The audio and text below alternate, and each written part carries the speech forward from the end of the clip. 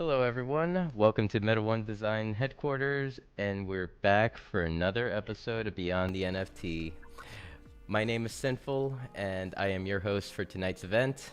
Once again, I'd like to say that it is a real pleasure and an honor to see you all here at the headquarters tonight. So eagerly to support Beyond the NFT. It really does mean a lot to me. So big shout out to all of you. And let's see if there's anyone I haven't given any shout outs to. Well, I do see Toria has joined us, and TK San is in the building as well. Um, let's see, JKing, welcome. Official Cube Man.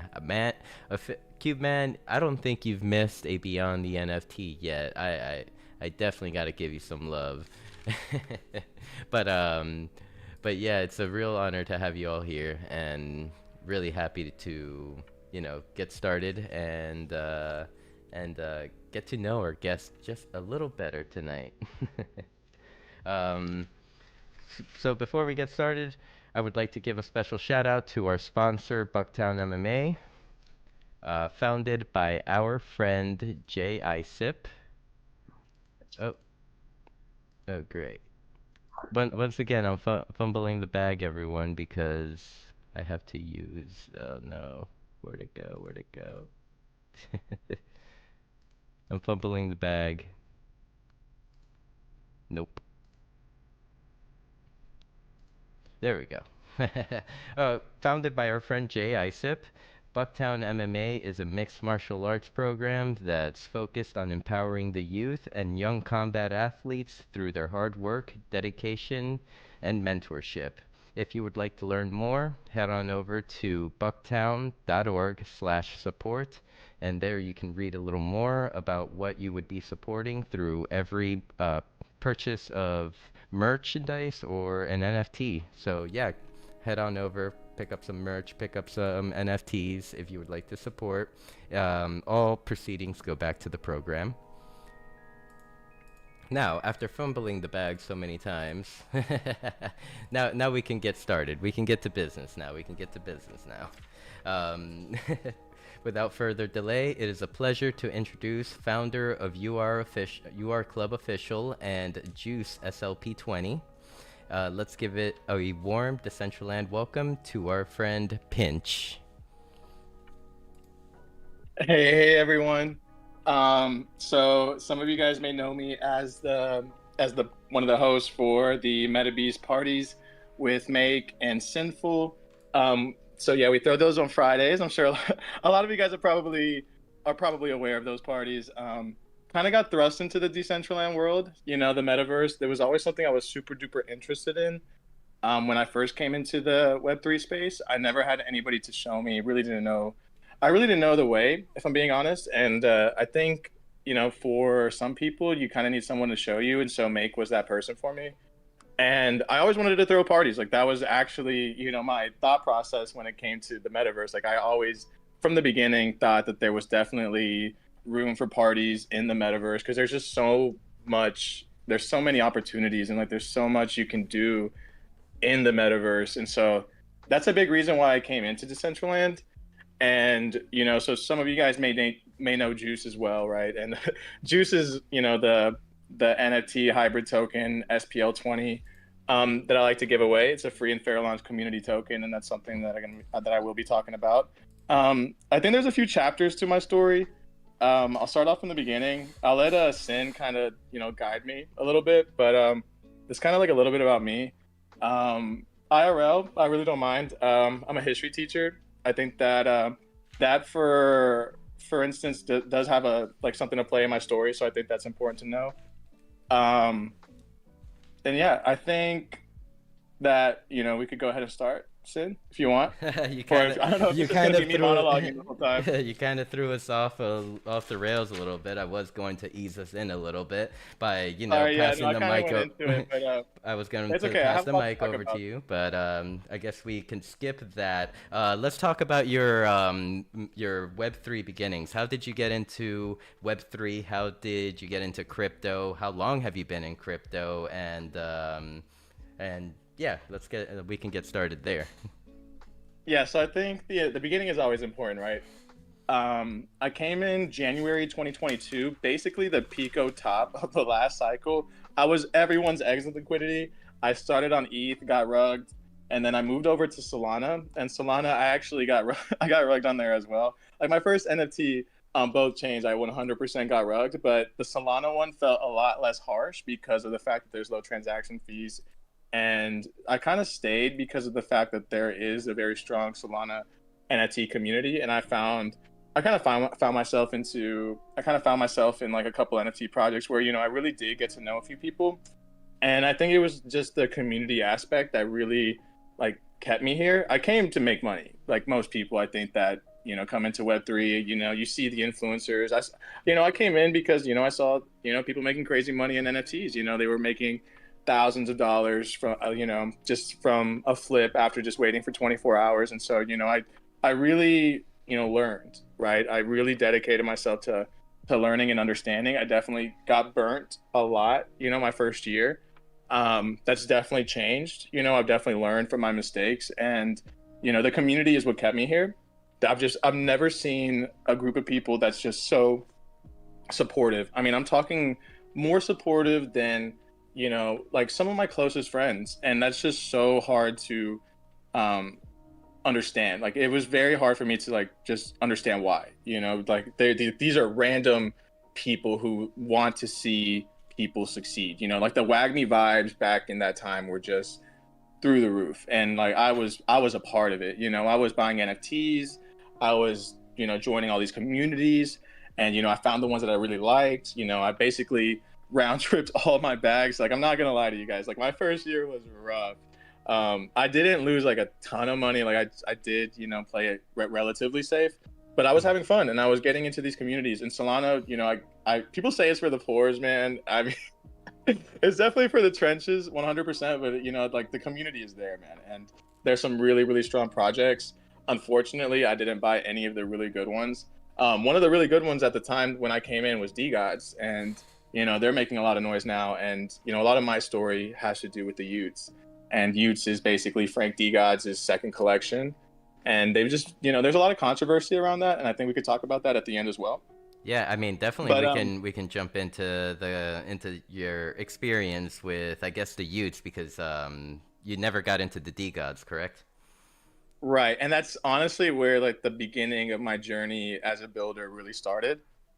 It started with the Utes. Frank DGods did this really incredibly genius thing where there was this thing called the Ute list, and it was basically a scholarship process for obtaining the whitelist for the Utes. I mean, it was genius, man. Like there were so many people who had applied for it. I was going to fade it at first, and then just a part of me just decided to do it. And then, I was seeing people, a lot of my actual friends, in Web3 that were actually obtaining the Ute list, and that they were just doing it by just doing some content.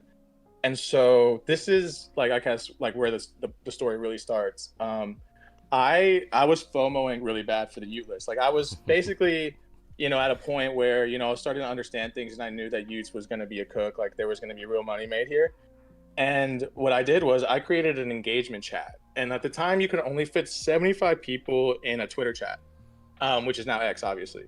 But what I did was it wasn't like a full 75, but I added a few people from the team, and then I just found like a ton of people who were just grinding for Ute lists, and so I added them all to this X chat, and the whole point of this chat was to obtain the Ute list. And so the process was like you were under review, and then you were eventually accepted. So the chat was called the under review DAO, right? The DAO's purpose was to get every single person in that chat Ute listed by just engagement farming, just putting your tweets in there, and like everybody in there would rally around it.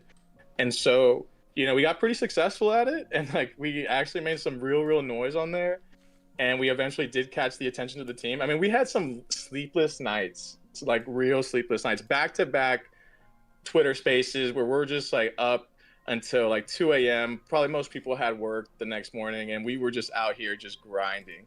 And eventually we did catch the attention of the team. We had Frank on one of our first spaces, and he was just like so intrigued by what was going on. And eventually he did find the chat, because I did add him in there. And eventually, we through grinding and through persistence, I mean, like this was like a real WAGMI like we're all gonna make it. Everybody here is gonna get Utlist type of thing. And by the end of it, like we actually got every single person in that Utlist and like in that chat Utlisted. And like I'm telling you that vibe, like that moment was like one of the most euphoric feelings like in the world. Like I mean, I'm talking like everybody in there was hyped. Everybody in there was just like so unbelievably like grateful just to be in that chat. And like we got the Ute list. And so eventually, right, so we all got the Ute list, and like the art delayed for a couple months. And so there was a ton of FUD. And there was a few people, you know, who were, you know, they sold their tube. That's what the pre-reveal was called. It was a tube. And some sold, some went inactive. And so like there was a few of us that did, you know, just kind of stay with the chat. And I mean, it was more than a few of us. I mean, it was like more than half. And like we just kind of stuck through it, and you know, we kind of just formed community through it. Some people actually sold their tube and are still part of the, you know, the whole process and the whole family, right? Because a lot of it stems from just obtaining the Ute list together, you know, like those original people. And you know, eventually we did, you know, the ones that did keep their tubes, we did eventually did get our Utes. And so what happened was with the Utes, they started this initiative for clubs. Originally it was sub DAOs, and then they changed the narrative to clubs. So we were, you know, like the first club, you know, like we were the first community, and like we were a community, you know, that formed pre-reveal. So like we kind of just championed the fact that we were the first Utes club, you know, and so we really rallied around that, and we built community behind that fact. And you know, that's sort of like where the first chapter ends, you know. And I think like it started off as your DAO, right, and then eventually it changed to your club. And so, you know, I personally think they're both cool as names. I mean, your club, your DAO, but you know, it is your club now, and that is, you know, essentially like the first thing that was created. But I mean, like that's what I mean by the fact that I was thrust into this builder role, because I was the one that did found that chat, you know. And so, you know, there was a bunch of people that really like I gained a ton of respect from that. And so I sort of saw it as an opportunity to like actually try to do something, because I never thought about actually trying to build in Web3 until that moment. And I just thought I saw it as a chance, and so I just kind of went with it. And so yeah, that's kind of chapter one. Chapter one. That is awesome. I mean, it's always good to be able to, you know, see these opportunities that no one sees. Like everyone, you know, you may sit in the circle and you're like, man, I wish we had somewhere to hang out. And it's like, instead of like, you know, saying that, why don't we make somewhere to hang out in a way? So you know, it like those opportunities in Web3 are everywhere, and like, hey, good on you to see it. Like right now on screen, I'm showing the your club Twitter page, which says 69 out of 75. So I'm guessing 69 out of 75 are claimed. Go ahead. Yeah, so you brought it up, right? We have 69 out of 75, so that 75 is representative of the 75 OGs that got Ute listed. It really wasn't actually 75, if I'm being 100% honest, because there were a few people from the team, but you know, we still claim the 75 number.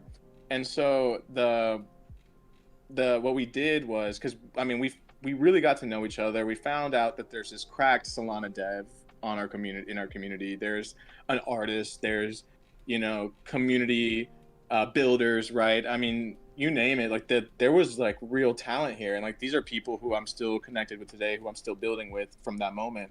And what we decided to do is we decided to make this this sort of like 75 chain collection. At the time, I had saw like some small communities, you know, that had very small supplies, 175, and like there's sort of these alpha communities.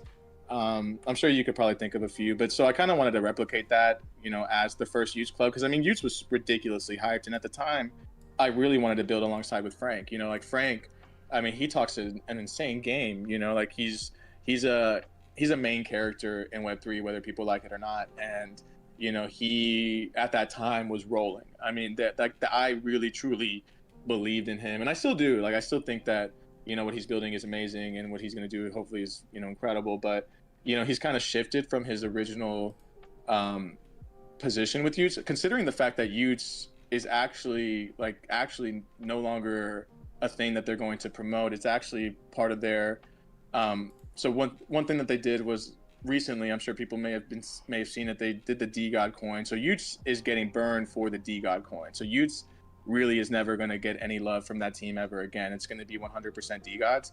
So obviously, you know, they've 100% shifted from what they've originally intended to do, and I think that's why a lot of people are upset with them. And as So tokens tend to do, or as people tend to do with tokens, they liquidate them.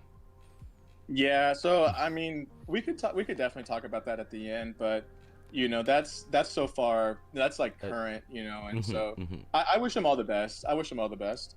And so we created these 75 chains, and we were the Year Club, right? And so we auctioned off. So actually, no, before that, sorry, we airdropped to all of the active members. So I tried my best to figure out who was actually active. I gave as much heads up as I could, and by the time that, you know, I gave them like a few weeks notice, we eventually, you know, did the airdrop. And what we airdrop was these diamond chains, and everyone who'd stayed active received a diamond chain. All of the rest that were unclaimed, those are actually gold chains. So there's two different versions of the chain. There's the diamonds and the gold. The diamonds were airdropped to the people who stayed active within the chat. And so we had a handful, actually, I mean, it was about like 20 or 30. Actually, it's I think around the 30 mark. You know, gold chains that we decided to keep in our treasury as a way to add future people into our club, right? And we were obviously aiming for the youth community because, you know, we were the first youth club. And so we would auction them off, you know, one at a time. And they were really successful. And we got all the way up until the point where we have 69 now in hand, and there's still 6 in the treasury. You know, all gold chains, and there are a few one-of-ones in that collection. They're just like, you know, simple one-of-ones. And, you know, we've tried to do some cool collaborations with it, but that's basically like my first project in Web3. And that's basically the Year Club OG chain collection. And there's actually a very, very important fact that I've missed. One of the things that we did as we got youth listed was we rallied around an emoji, and that emoji just so happened to be the juice trait. And so we spammed the team with juice emojis, like let's get like one last juicy like rip of people to get youth listed from the chat, because we would get youth listed in waves. And so like let's just get like one last juicy round, like let's, like, you know, so we would just spam them with the juice emoji, and that just kind of became our symbol of greatness. And so the pendant in the chains is actually a juice box, and the juice box says Year Club, and that was done by an artist who's actually still active and is doing some really amazing things. But this artist is way behind the scenes, and this is like one of those if you know you know type of things. And we have 2 other artists, Strike and AGZ, who actually both bought their chains, their gold chains, and they're actually part of the Dead Utes collection art team. And these guys are amazing. I mean, they were part of the Utes, and we just connected through spaces, you know, like there was always amazing Utes community spaces, and I was always pretty active trying to shill Your Club, you know, the first Utes club, and I was ridiculously active at the beginning. And, you know, I met them, and so like we've added some really amazing people to the club. And so right now we're at 69 out of 75. Unfortunately, that's not the main focus at the moment, mainly because we've just kind of done some cool things. You know, we were a team, like we are a team, we're still a team, and we still do amazing things, and like we're going to continue to do amazing things with the Juice fam. But one of the things that we did as a Year Club team was we deployed this SBL20 Juice token, and I guess that would be like the second chapter. Yeah, so tell us about the Juice and like the Juice project, and then my secondary question will be, what is an SBL20? Yeah, so there's 2 different sides to Juice. There's the Juice SBL20, and there's actually the Juice Ordinals, which are the Juicinals, which in my opinion has not gotten the love that it deserves, because I love that collection. But you know that I'll explain that as I explain Juice SBL20. So what an SBL20 is, it's actually one of the earliest iterations of a hybrid token on Solana. What a hybrid token is, it's an NFT that lets you swap back and forth between an NFT and a coin. And it's actually very similar to what the D gods have decided to do with their collection. It's not an SPL20, and it's actually not a 404, which is, the kind of like the meta hybrid token at the moment. And they're sort of like their own version of a hybrid. Like they have their own tech, and like they just hybridized the NFT where you can actually swap back and forth the D god only, not the Utes. The Utes are burned for the coin, and the D gods are actually able to be swapped back and forth between the coin and the NFT. And so this was when we actually, I'm gonna be 100% honest here, and I think it's actually gonna be pretty interesting how this kind of worked out. So SPL 20s were inspired by BRC 20s on Bitcoin. And what a BRC 20 is, I'm not sure if it is still, I think they may have found ways around it. But at the time, it was strictly a free and fair launch token. I mean, they're community driven. The team makes no money. Each one has to be inscribed individually. And at the time, I really considered Juice to be a BRC 20. Like there was a moment in time where that's what it was going to be. And eventually Solana kind of had their own inscription hybrid token created by Libreplex, and they allowed this process as well. And I was just so in love with it. I understood it. I knew what it was. I knew what BRC 20s were, and I knew what an SPL 20 was. And so, we deployed it. It's a free community, free and fair launch token. You can find it right now on Magic Eden, also on Bird Eye. So you can buy it, OTC as an NFT, or you can buy it as a token on Bird Eye, right? And, so it was minted out as the NFT. There's 1,000 total NFTs, and each NFT holds 75 Juice tokens. And so the supply is only 75,000. It's a very weird number. It was an experiment, like 110%. Like Juice was 100% an experiment, community, free and fair launch. Like let's just see kind of what happens. And it became pretty successful over time. And so originally I assumed it stayed as the brick, right? And like what the brick is the NFT. And eventually this project, who actually minted after us, called Bozo Hybrid, they sort of showed us the way with the hybrid model, and they also understood why the hybrid model is so interesting and why it could potentially be like the next thing in Web3. And that's a big reason why DGOTS decided to do it. They didn't do it just because they were the only ones that understood it. Like there was people who put this in place that were sort of the pioneers, and for all intents and purposes, like Juice SPL 20 100% is a pioneering historical provenance token on Solana, and that's 100% how I'll always market it to people and like tell people about it. Like it's a historical provenance token. There's probably very few SPL 20s that will actually ever see the light of day, that will ever actually have any sort of significance, and one of them being Sol's SPL 20. That's the very first hybrid token ever launched. The second would be Bozo Hybrid, which is also an SPL 20. And they were one of the first. They were the ones, in my opinion, I'm going to give them all the praise. They're the ones that 100% pioneered the hybrid meta. They've been on a rocket ship up. They're just like continuously going up. And then I say Juice SPL 20, like we're probably the third one that will probably ever actually have any sort of significance, right? And that's a big reason why I dropped it. It's not like the community withheld 20%, or like not the community, like the team withheld 20%, and we're gonna do whatever. Like this was free and fair launch. You bought it, and like this is just sort of a free fun community thing. And so I obviously swept the floor, and I've only ever given it away. I've never ever actually profited from Juice. And I continue to give it away. I'm sure everybody knows this. I give it away every Friday, and that's just because I really love it. I love it more than just a scammy token. I dropped it because I really believed in the free and fair launch movement, and the dog coin on Bitcoin is really embodying that, right? And what the dog coin is, it's a rune. It's kind of like the next version of a BRC20. It's a protocol on Bitcoin. That's kind of like another story, but but they also were a free and fair launch, and so like that's what I stand by. I think that I also think that historical provenance is one of the strongest utilities in Web3. I mean, you could look at CryptoPunks, you could look at ordinals, and for those people that don't know, ordinals are Bitcoin NFTs, and they're actually numbered in the order that they are minted, or as they call it on Bitcoin, inscribed.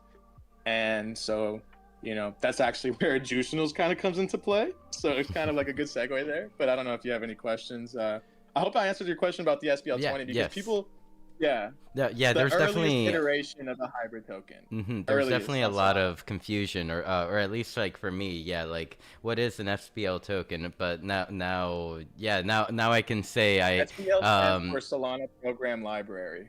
Solana Program Library, and what's the 20? just a cool number. Just a cool number.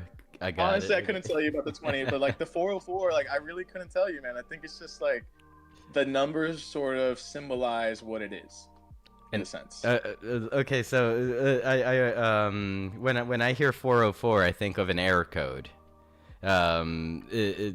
That's honestly true. Am I off there? No, you're not off. That's 100% right.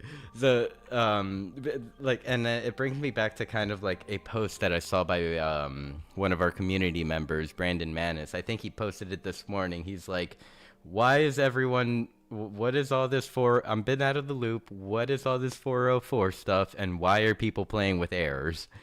Yeah, and I could actually tell people the different. Well, I'm not super duper technical, but I know generally speaking the difference between an SPL20 and a 404. Mm-hmm.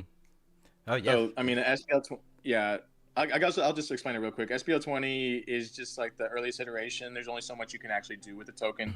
404 adds token 22, and what token 22 is kind of like it adds programmability in a way that wasn't allowed on SPL20. Like there's burn functionality. There's where if you swap it back and forth, like a percentage of it can become deflationary. Like every single time that you swap it, like a percent gets burned, adding a deflationary aspect.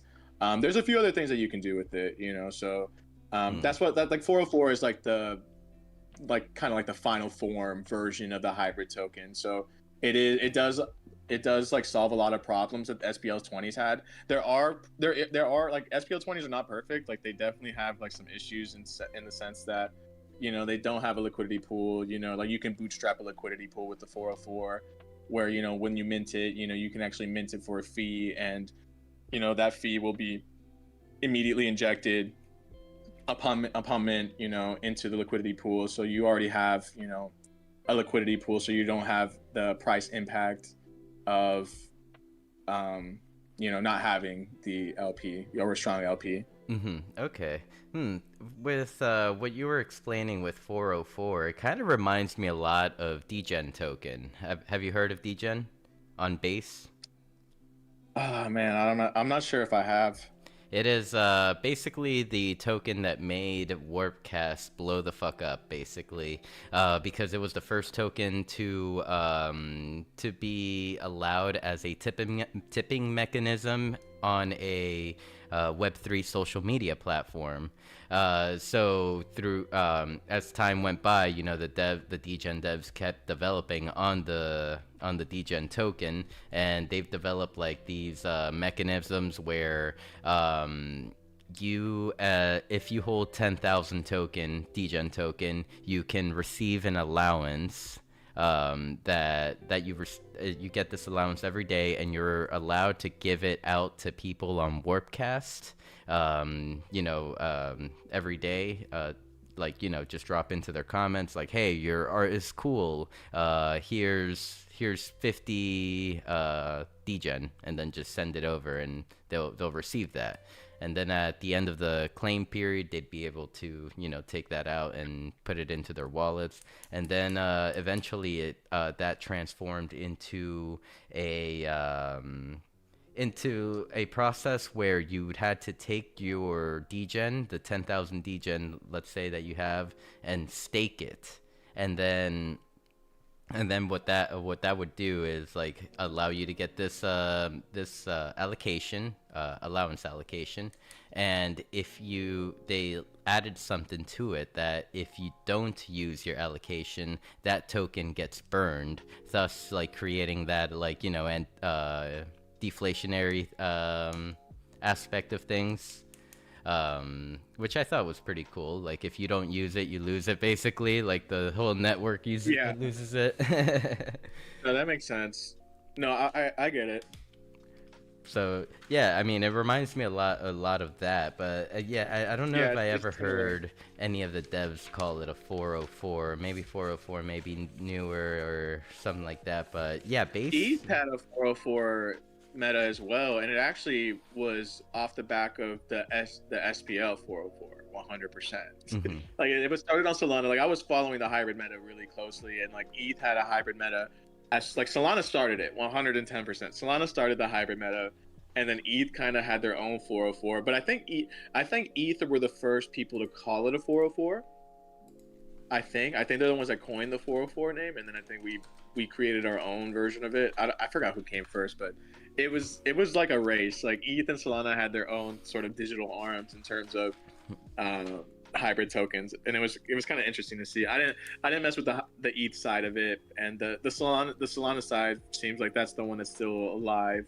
With the Bozo hybrid token and with the D God and with Pox as well. Pox is the 404 if you guys have seen that one. It's an MPL 404, so that's a Metaplex library. I, So they are sort of the ones that did that. So so yeah, nice, nice. So so just to kind of wrap up here, it's I can proudly say I hold about 125 juice tokens, equaling out to 2 juice let's NFTs. go. I had the pleasure of checking my wallet today and being quite surprised with the gifts that you had sent me. Perhaps after this next segue, we can talk about the gift you sent me. But Yeah, I kind of wanted to get into because I do see you make an NFT in the crowd. I see him on both on Decentraland and on Twitch. He's over here just showing some love, and yeah, just wanted to learn a little bit about how you met Make. I know you mentioned you met him in the Utes project, but like but just like a little deeper on like how you both came together, joined forces, and you came on board to kind of help host some digital events on Decentraland. that's an amazing question. Meg, I honestly can't put like a pin to the exact moment we met. Like I really honestly couldn't. Like I'm pretty sure we just met through some youth community spaces. So we have a mutual friend called Van Gogh. Van Gogh pulls up to the spaces, so he's also a Year Club OG, right? So we do support, right? So y'all can see the support there, and also Strike, also a Year Club OG, right? Who was the Dead Utes founder, who was also there in the Metaverse party. But Make, I mean, I guess it was just some youth community spaces. We just kind of knew of each other, and I knew Make was just like a straight up, great guy. Like he like supported like no other. He is the community member you want on your team, like 110%. Like if I was starting an NFT project, I want him on my team. I want him in my community 100%. And whatever he wants, he's going to get because he's louder than anybody. And I respect that. And he's a leader. And so, we just sort of connected. And he knew of your club and he was a Ute. And he eventually did, pushing the hazmats hard. Even after them, even though they basically killed off Utes, like there's still there's two clubs that I really want to highlight, like the hazmats, which is Poco, with the Year Club chain. He originally was part of the people who got Ute listed with us, and then Sandman, the leader of the Crowns, right? I bought my crown to join that club because they're super duper strong, and like they're also doing a lot of really cool things with their team, and like they've built a team, a studio where they actually produce really amazing things for NFT projects, and I'm really proud to be a part of them. So those are just two examples of other sub communities within the Utes that are still kicking right now, are still strong, and are still going to be doing amazing things even after this hybridization, where the Utes kind of don't really matter anymore, aside from the fact that like it's basically a CTO, from what it feels like. It's just kind of like abandonment, and the Utes community can do what they want with it. With the D guys, right? That's the brand that they're pushing forward with. But the so Make, he won an auction, and it was the auction that we actually collabed with the Hazmat Club, and it was an easy collab, right? And so it's a the chains, like they're kind of like just like a silhouette of the Utes with like the chain like right there, like that's basically all it looks like. And so he won it, and he became a part of the team, and just from there we just like gotten to know each other even more. And then eventually I knew he was throwing these metaverse parties, and like there was a big part of me that really wanted to be a part of it, and there was something that I knew that he was lacking. Like it was just clear to me. Like I'm really big on social media marketing. I truly understand it, and I make a lot of graphics, and so I knew that's what he needed. Like he just needed a little bit more presence on social media, and so I offered to help. I was like, let's just do this, and he brought me in, and so we started. He brought me in as a host, as a co-host, and so that's kind of where it all started. And I've never had practice with it, but I've been having a lot of fun just kind of going along with it. And Sin, that's kind of like our thing now, and so we just kind of do it all together. We do it all together, and like it's a blast, man. And like these Fridays are a highlight of mine. At first I wouldn't say nervous, but I had no idea what to expect, and it was this was a brand new world. I was meeting a lot of new people, but a lot of people were probably like, "Who is this Pinch guy?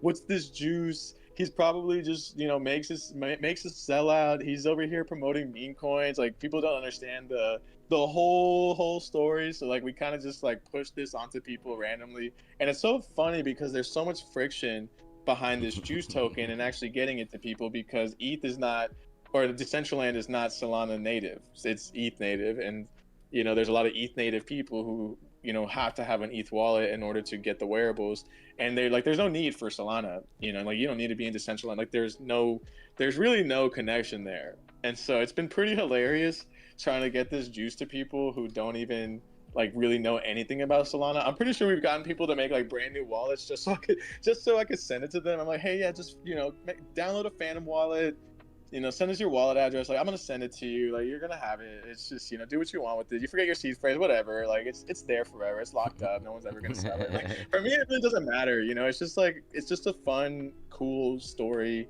and like we're still pushing this thing, and like it's honestly like ridiculously low at this point. Like it's basically like at almost zero. Yeah. It's an incredible entry point, not financial advice. Like I still buy the token all the time. My liquidity has been going elsewhere at the moment, especially this last weekend, as you can tell. So I didn't spend a lot of money buying juice, the SBL20. I was buying the Dead Utes Guzzler, which is I guess where we could kind of take the story. And Yeah. I kind of wanted to touch base on, even add a little Yeah. more context to you on why there is so much friction to new stuff here on Decentraland. It's a lot of my friends here, like we've been here for a while. We've seen a lot of projects. We've seen a lot of people come and go. We've seen a lot of people that were wag me to the moon and whatnot, and then like it just like poof, just like that poof, they got like a grant or something, and then they just disappeared into the wind, so it's not that the friction really is due to caution. I would give it, just people want to see you more than twice before like actually like wanting to kind of see like what's going on, what you're doing, what you're about. So I gotta say, like it's been cool that you've been consistent with it, because like I always say that consistency is the key when it comes to metaverse. People want to see authenticity. They don't want to see another shill. So to just put it blatantly out there. No, and I completely get that. And I'm glad that people are cautious about it. I mean, for me, I don't know. It kind of felt natural when I came in. Like the juice is loose. Like the brand itself, like really lends itself to the metaverse parties. Like the juice getting loose. People drinking juice. Like it makes sense to me. So it's been a lot of fun. Like those graphics that I make for Make.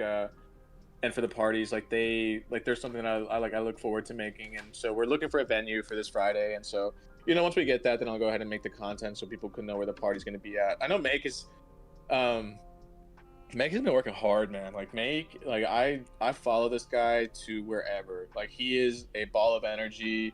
like this guy is a rock star, and I think it's just a matter of time till people, like a lot of people, know about who Make is. Like he has seriously made some crazy noise, and so like I know where the winning team's at, and like Make's one of my closest friends, and so like it's one of those like sort of the stars align kind of thing, and I truly believe in that. And there's moments for things, and there's moments where you really need to just start pushing it and just going hard. And so like these metaverse parties, like they're so fun, man. And like I want to just keep making them better. And like we're just brainstorming. Like I wish we had more time on our hands to get everybody all on the same page. But so just so we could continue to make it even crazier, because like I think there's just so many things that we can do to improve them and make them even better. And like that's like I'm pretty dedicated to like continuing to do that. And so like these metaverse thing, like the metaverse, and like meeting all these people in the community, and like being able to connect with everyone, especially through Juice. Like I just freely, like at some point you realize like, okay, like this is a free thing and there's really no risk involved. It's like it's been an amazing way to connect with people. And so I've met some amazing people in Decentraland. Like the community here is amazing. I can't wait to continue to connect with people, because it seems like the community here is like very deep, and you guys are also a family. Like I could tell. And we all talk. we're all chattering. And I'm starting to understand the like the ecosystem. I'm starting to know like who knows who and everything. Like I still feel pretty fresh. Like at some point I'm not going to be the fresh, the new guy on the block. Like it's going to be like, oh, it's Pinch, he's been here, and I'm like, yeah, I've been here. Yeah, what's up? Sorry. So let's see. Just looking at the chat, I saw Toxic Waifu ask when next party in DCL. I know you just mentioned that Make was looking for a spot, and Make did actually answer in chat. He says we're going to Seed this week. So Okay. so this Friday 10 p.m. Eastern we will be going live at Seed, and we'll see what Make brings, because you remember last week or at the end of last week, how Make was so nervous because he's in the process of changing his DJ gear and all that, like upgrading, and he's like scared of all the thousands of knobs that this deck might have. Yeah, it's so funny. It's so funny. Oh man, I'm telling you, we're about to start seeing an era of Make where like he's gonna like as the build up happens, he's gonna start turning a bunch of like knobs, and then he'll like get over to his headphones and then like get into rhythm, and then all of a sudden the beat drops and he'll get all crazy. He's gonna start becoming a showman. I'm telling you. Yeah, Make is the man. Shout out to him. I hate to glaze him so much, but I mean he's just the guy, man. Like seriously, like real recognize real, always. And I truly believe in that. And so, I'm can't wait to continue cooking with the guy. And I think we have a lot of plans, man. Like I mean, multi-year plans, man. Like visionary stuff. Like this is not just some, oh, we're gonna just throw a metaverse party here and there. No, man. We want to do it big. We want to do it right, and it's the potential is there, and I see it, and it's still in its infancy. Like it's 100% metaverse, Decentraland, still in its infancy. I love Decentraland. We'll see, where the metaverse actually takes us. Like it's a very competitive space, and I'm not like I love Decentraland. I'm gonna be 100% honest. Like, but I can't be oblivious to the fact that like there could be a time where there's just that thing that just like kind of takes it over, and just that's where everybody's at. And I'm never gonna just be like, I'll be honest, like I'll go where the people are at, and so that's right now that's Decentraland from what it feels like.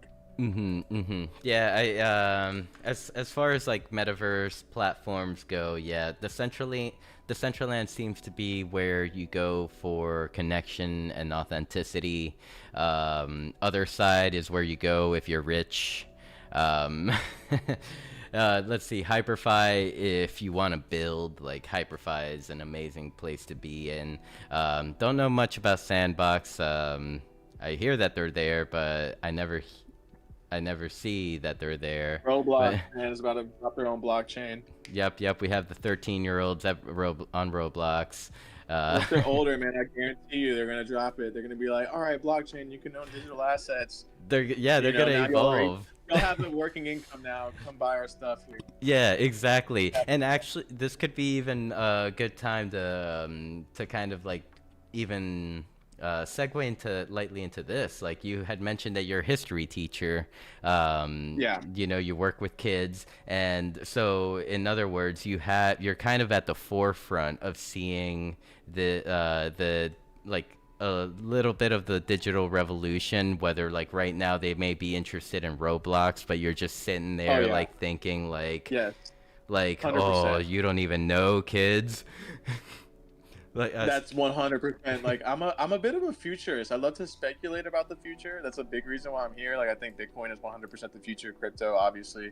Right, but I also pay attention to what the kids are into, and you can make predictions as to like what's going to happen. And so, I have like a pretty good frame of reference, and I stick to my intuition, and like I have my ideas of like what the future is going to look like. And so there's a reason why I'm here, man. Like the future is so bright for Web3. It's so bright for creators. It's there's just so many kids that are being introduced to all of this that people don't even realize it. Like I'm gonna be 100% honest here, and I think people are gonna be kind of, I don't know if people would be freaked out, but like last year, it's very rare that I talk NFTs with some of my students, but some of the ones that I get like that are really really smart. I do teach the advanced kids, so like there are times where I have a moment where I talk to them, and there was some of them know about my NFTs, and then one of them brought up a kid called Beast. What? Like, this is one of my best students. What? I'm not kidding.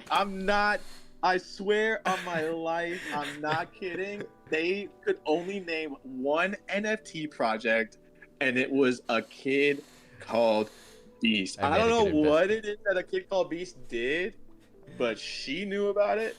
I was shocked that she knew about it, and that was the only NFT that she could even say. And I was like, and that was after I had bought my Beast. I'm so proud. That was probably like maybe like 5 or 6. It was like probably like the tail end of last year, so probably like May of this year. And so like that's when she brought it up, and that was after like probably when like right after I had probably bought my Beast, and I never ever mentioned it ever. Never. And that was what she brought up. I thought it was so crazy. Like you never know, man. Like I'm bullish, man. Like that's people don't get it. I'm so bullish. Like things are down, whatever. Like I'm buying. I get more excited when things are down. Truly I get more excited when things are down. It's the time. I get anxious when things go up, because then I just like I second guess myself. I'm like, should I sell? Should I not? I have a plan now. I'm tenured. I have a bit more understanding. I've done my round trips. Like I have a plan now, and I guess like that could ecosystem. Yeah. I mean, feel free to get it started. I mean, the Bitcoin ecosystem. I mean, for someone such as myself, like I've gotten burned many times with NFTs and all that. So like, it's like I believe in Bitcoin, but Bitcoin to me is my gold, like my digital gold, and Ethereum is my digital gas. Where with like but with gas, you could drive a car. There's all these creations that have been made where like you can that you use gas as kind of to power it in a way. I'm referring to ETH. So like I could see how like all these ecosystems projects have developed on Ethereum, but yeah. So I guess like maybe the first question I would have is like there's a Bitcoin ecosystem now. What took so long? Why wasn't it the first when it had since 2012 to develop? Or like actually even 2009 or 2008, like, but I said 12 because that's when I bought my first Bitcoin, and all I could do with it is buy drugs. Yeah, no, that's a great question. And I actually like just recently got like a bit more information for this topic, but it seems like Bitcoin for like the last, like ever since it was created, like it's very hard to make any changes to it just in general. There needs to be like a 100% consensus. Like people need to know the outcome before it even happens with Bitcoin. And so like Bitcoin's sort of been like arrested Like it hasn't been allowed the opportunity to build, simply because it's taken people this long to truly understand it enough to finally be able to build to the point of 100% certainty. And at first there wasn't that, Hmm. there's even some code that has been left dormant by the original creator, Satoshi Nakamoto, Opcat.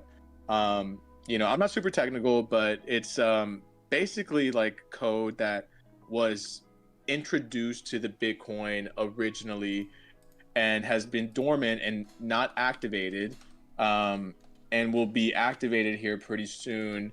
Oh, They're saying like January, but like it's something that was introduced, and it's taken over a decade to finally get approved, and like for people to understand it enough to the point of 100% certainty where they could actually feasibly do it. So Bitcoin does require that, and so it's just taking time. And I think that there's a Bitcoin renaissance currently going on. And the first introduction to it was the ordinals, or were the ordinals, and the creator is Casey Rodimer. And Bitcoin NFTs, like, I mean, just being in the space like that immediately intrigued me. I was like, dude, this this sounds cool. Like, let me figure out what's going on. And so I learned, right. And I think like, I'm a teacher, so I naturally just love to learn. Like, I understand the importance of learning, and so like I try my best to learn every single day. And I truly think that the people who are the most successful in Web3 are the ones who actually dedicate themselves to learning, and to learn the things that that do take a lot of friction, right? Like, friction is where the most money is made. Like, where people don't understand it, and it's when it becomes easy that the people who early adopted it actually get to make the money. yep. And so, like, ordinals was kind of like the first thing. There was a moment in time where ordinals were dead, but ordinals, what they are is they're basically Bitcoin NFTs. They allow you to scribe data onto satoshis, and so like the creation of ordinals also created rare sats. And what a rare sat is, it's like a satoshi is like the smallest unit of a Bitcoin. Yep.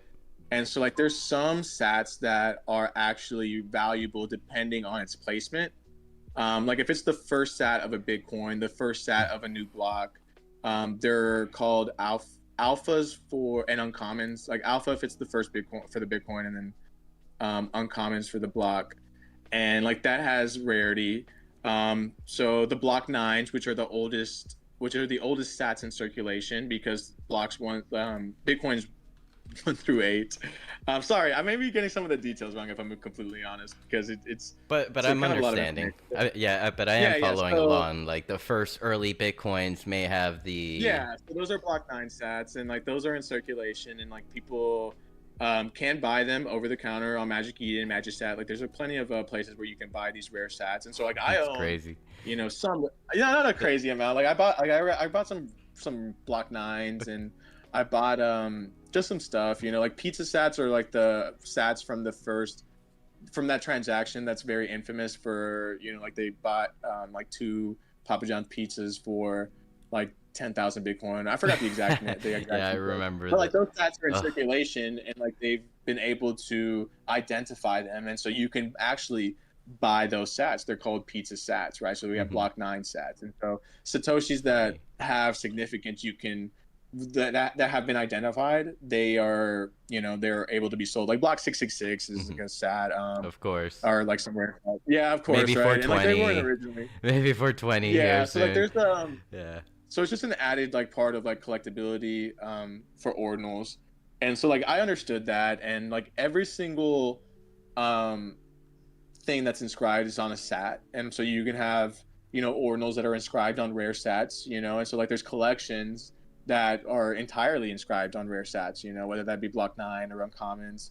And it's kind of like a digital canvas.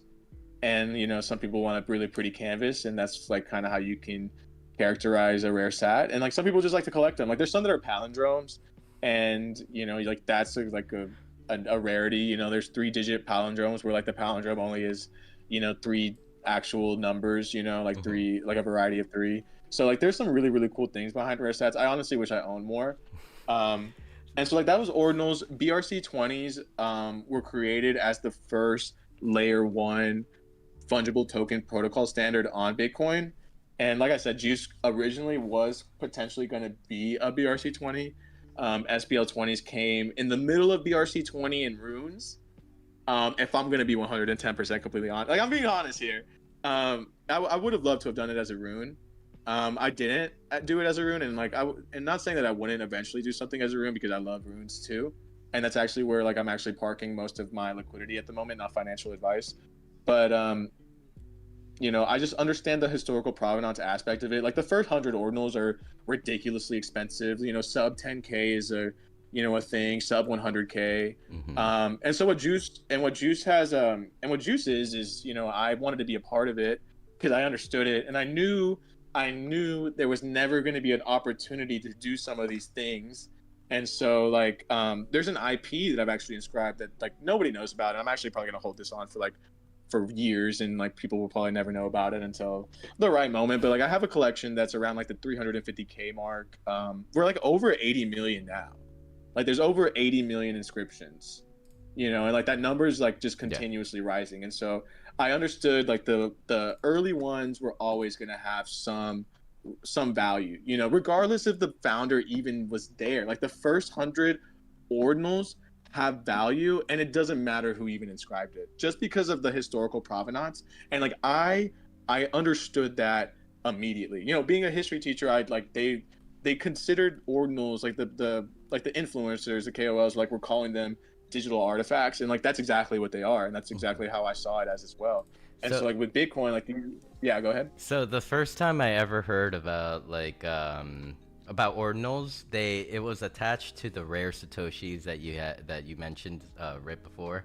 Uh-huh. It was like in a Twitter space, and I've already showed you how misinformed I was in that Twitter space, because that was that same space where they were saying that there will only be 21 million ordinals around, while right Which now would be you just crazy. mentioned that there's like around 75 million or something like that.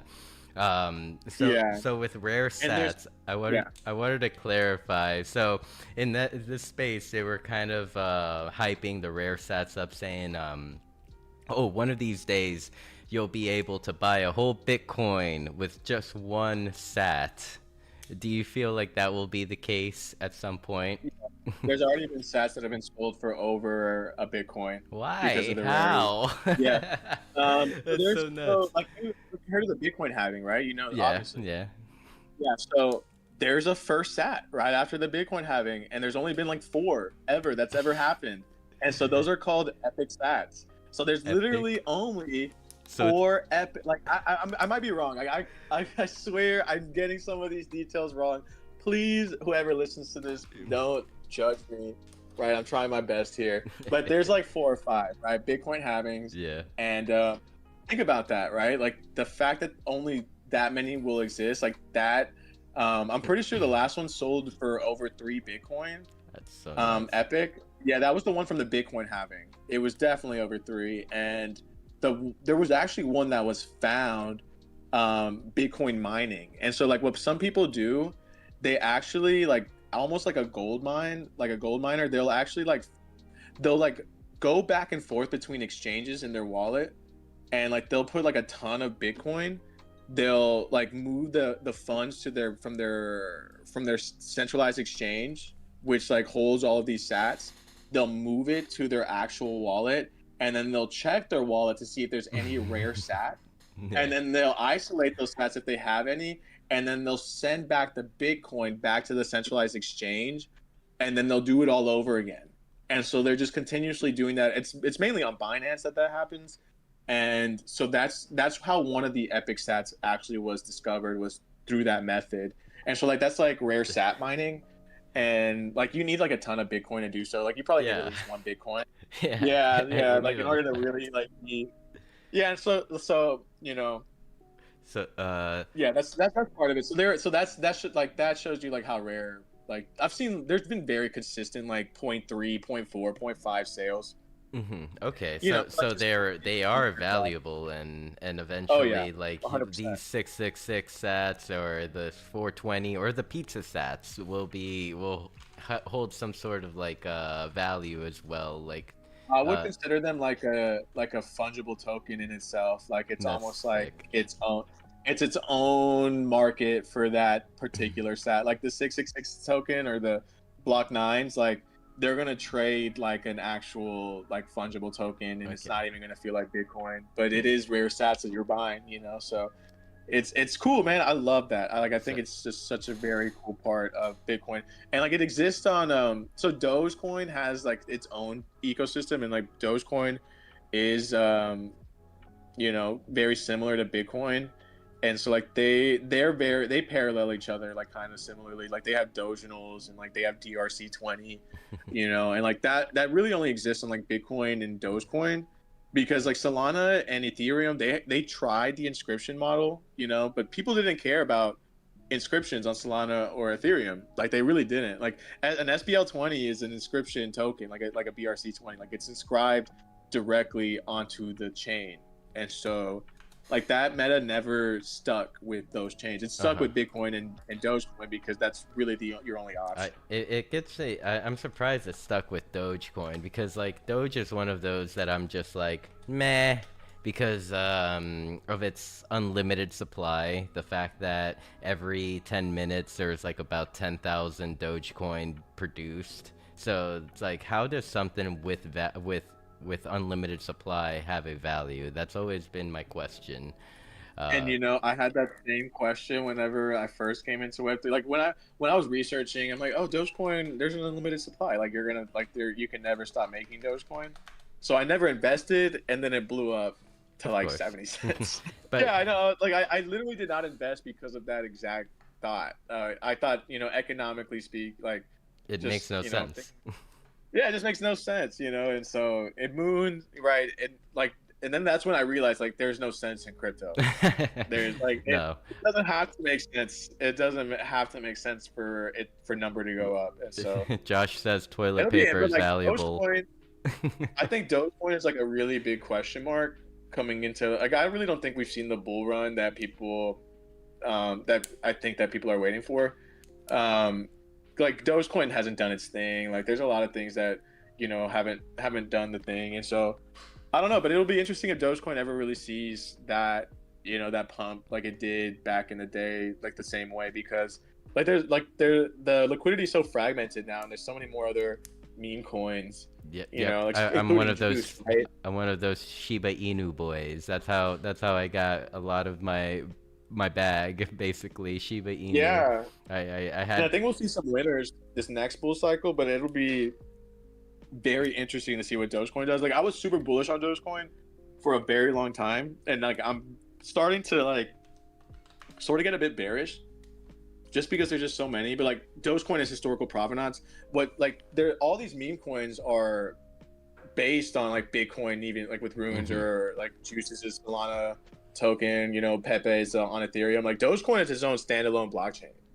Like yes, yes, that, like network. the fact that a meme coin is its own blockchain, there's probably never that's going to exist like Dogecoin. So that's a big reason why I am bullish, and why I think like Dogecoin is a historical provenance token, more Elon's so gonna than a meme coin, take more it than to a meme coin. Mars. We'll see. I don't know, man. Elon has like mentioned Doge, and like there's been no movement, I mean, none. okay, I like with Elon, I understand where he comes from, where like he doesn't want to talk too fondly about something because like he's learned his lesson when he like says anything hinting towards a certain asset that shit pumps, and then like you have the media after him like. I bet it's a nightmare for him. So I feel like Elon like loves his Doge, but he tries to I don't keep it know, on man. the I don't down think he low. cares anymore. I think every transaction on Mars and on the way to Mars and in the metaverse that he's gonna hook everyone up to in his ship is gonna trade off of Doge. If he uh, does that, then yeah, it'll move for sure. He'll moon here back on Earth.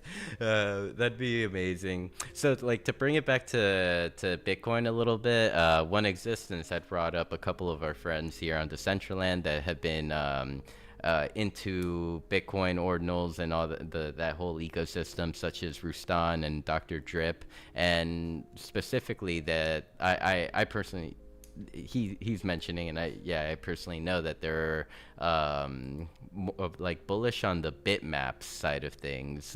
Do you know anything about bitmaps that you can? You know, I'm very familiar with bitmaps, but I really couldn't tell you too much about it. That's like a part of it that I really haven't done more research onto. I need to, like, like if I had to put a list together, that'd probably be like a like top three, type of thing that I need to learn more about. But I'm familiar with it. I've never owned one, so there's just so much going on with Bitcoin. But yeah, honestly, I'm probably gonna write that down and just Yep, make sure yep. that I know more about it. Write it down So on your I'm notes. glad you brought that up. Yeah. Yeah, Alan Howick is saying we should all own a little Doge just in case we need to move to Mars. That's a great point. Yes, load up on a little Bitcoin, little Doge. Like the thing with Bitcoin is that it's like incredible in the sense of like the code that's behind it. The code is designed to be timeless.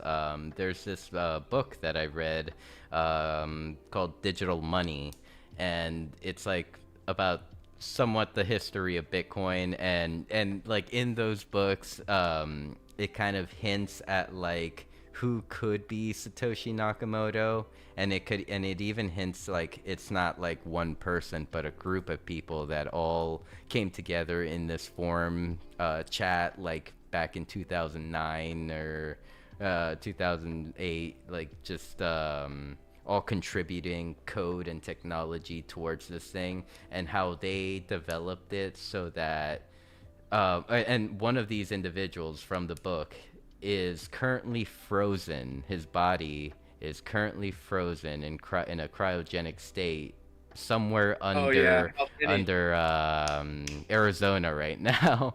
So his plan was where like he has his like ledger or his wallet, I guess, frozen with him or whatever, and his plan is to someday be unfrozen in a distant future where maybe Bitcoin may not even exist, but at least the underlying code will be enough for like whatever technology is like prominent at the time will it'll understand that this is like ancient historic money, digital money. Uh, so those are kind of things that kind of like make me